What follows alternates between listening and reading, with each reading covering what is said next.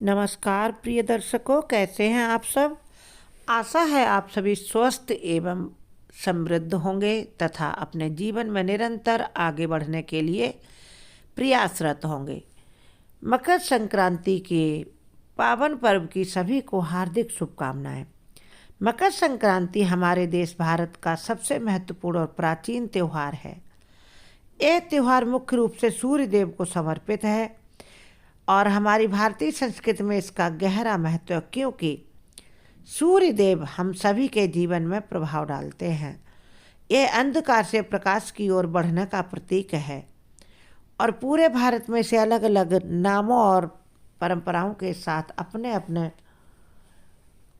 वहाँ के local area के महत्व के रूप में मनाया जाता है। लेकिन इसके पीछे हम सबकी केवल एक ही भावना होती है, प्रकृति के प्रति आभार और जागरूक होना। मकर संक्रांति है क्या? मकर संक्रांति के दिन सूर्य देव उत्तर दिशा की ओर यात्रा शुरू करते हैं। दिन बड़े होने लगते हैं और इसे उत्तरायण कहा जाता है। आध्यात्मिक रूप से उत्तरायण के समय को बहुत ही शुभ माना गया है। शास्त्रों के अनुसार इस दिन से सभी देवताओं का दिन शुरू होता है और दिन धीरे धीरे बड़े होते जाते हैं। नई शुरुआत का समय है, पॉजिटिविटी का समय, सकारात्मकता का समय है और नई फसल के आगमन का ये संदेश देता है।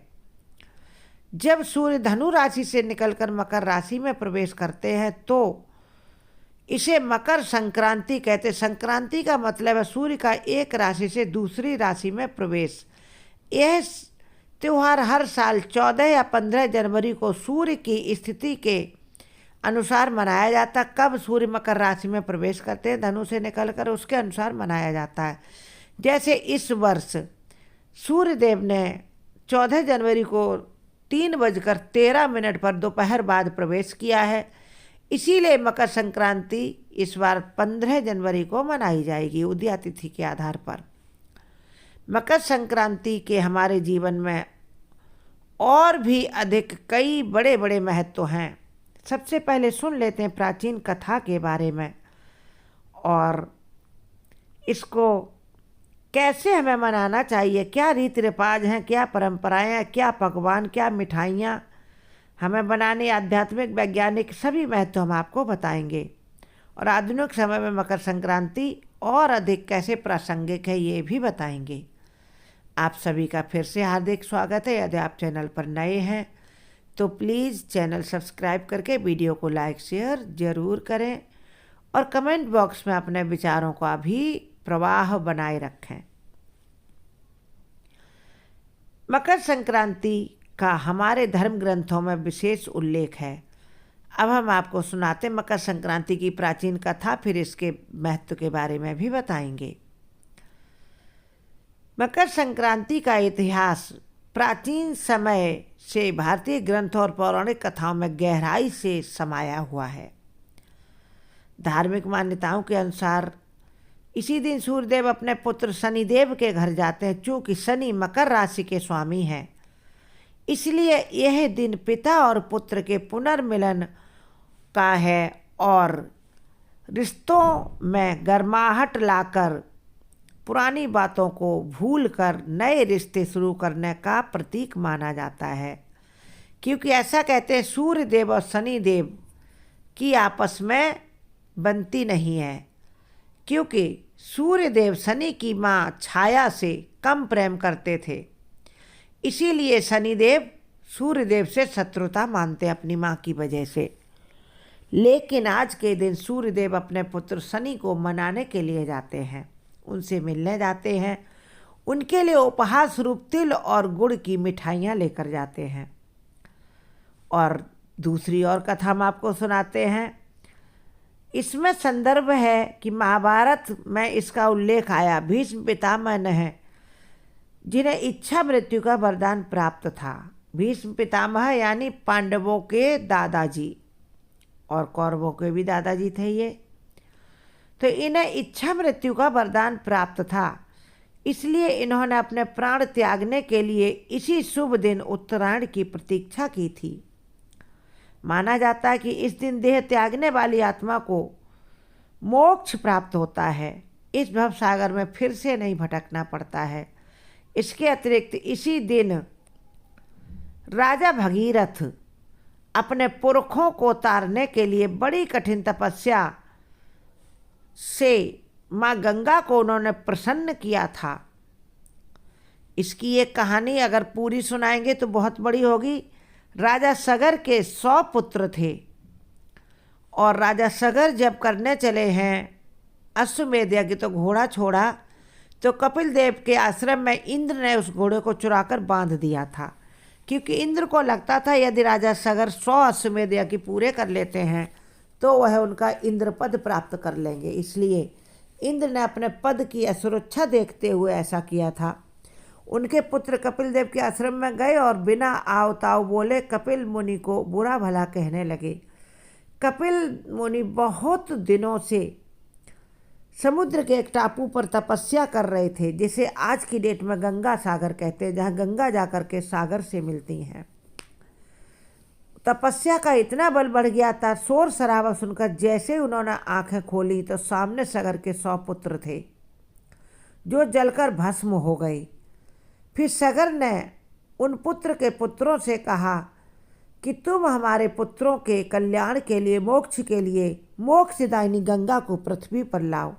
उन्होंने प्रयास किया, उसके बाद अन्य 2 पीढ़ियों ने भी प्रयास किया। फिर भगीरथ ने अंततः माँ गंगा को प्रसन्न करके माँ गंगा को पृथ्वी पर लाए थे। और माँ गंगा ने पृथ्वी पर आने से पहले मना कर दिया कि मेरा वेग इतना तीव्र है, मेरे वेग को संभालने वाले को पहले आप तैयार करो। राजा भगीरथ बोले कि हे माँ बताएं मैं किससे ये प्रार्थना करूं।